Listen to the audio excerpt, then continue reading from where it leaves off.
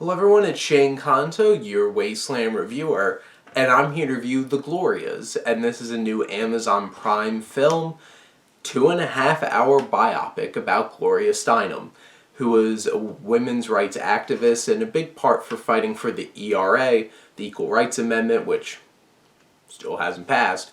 But this biopic is written and directed by Julie Taymor, and it takes some very bold choices in presenting the life story of Gloria Steinem, which I could appreciate that because this film did avoid being just another generic biopic. And biopics are great. They can be great.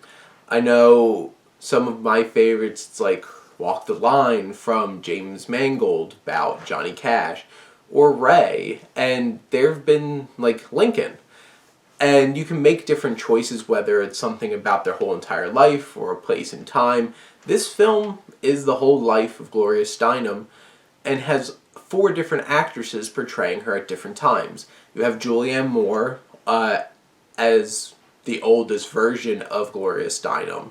You have Alicia Vikander, who plays the second oldest, and then you have Lulu Wilson, who's an Annabelle creation, and young Ryan Kira Armstrong playing the youngest and littlest little Gloria. And the interesting thing is they interact with each other throughout the film.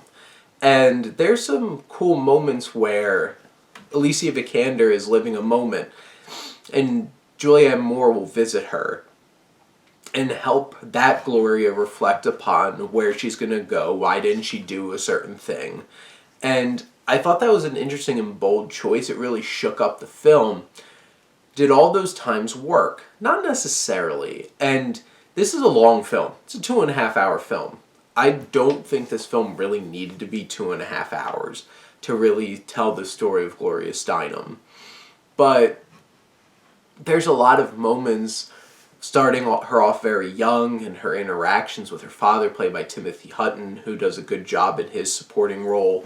And as she grows up, Alicia Vikander goes on these journeys and deals with building connections with the first people in the movement, and like Janelle Monáe's in that part, and other supporting actors like Bette Midler is in this. And it's very interesting having watched Mrs. America, that miniseries on FX, about the ERA and all these different perspectives, because Rose Byrne plays Gloria Steinem in that, and you get to see these performances from certain actresses of the same characters, people in that miniseries. And in general, the supporting cast does a good job.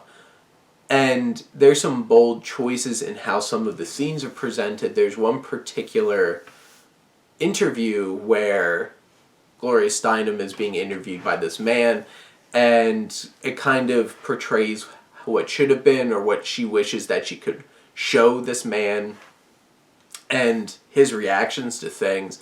And visually, it's bold in the choices that it does and how it presents that perspective that she brings upon this man. And yeah, some of the supporting cast are just kind of there and introduced and go out, and it's long. It hits a lot of the standard biopic beats, but there's those moments that I mentioned that feel a little more bold and interesting that makes this stand out a little bit. And the performances are strong. Julianne Moore is great, and Alicia Vikander is a strong actress. And honestly, in the end, I feel like this is an intriguing film. It does a decent job of doing justice for this real-life activist, Gloria Steinem. An activist, not actress, Gloria Steinem. And I feel like if you really want to learn more about this woman and have an interesting ride of a film, I think it might be worth the 2.5 hour investment. It's a little hard for me to recommend you taking a chance on it because it is a 2.5 hour investment. Luckily, it's on streaming, so you could stop it and keep watching it later if that's something that you are okay with. But in general, I think The Glorias is a decent biopic. it does some bold things to shake it up a little bit, so it's not just like your standard by the numbers biopic.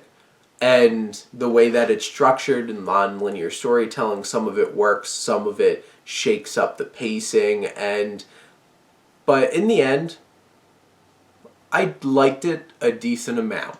And I think it was worth my time watching this film.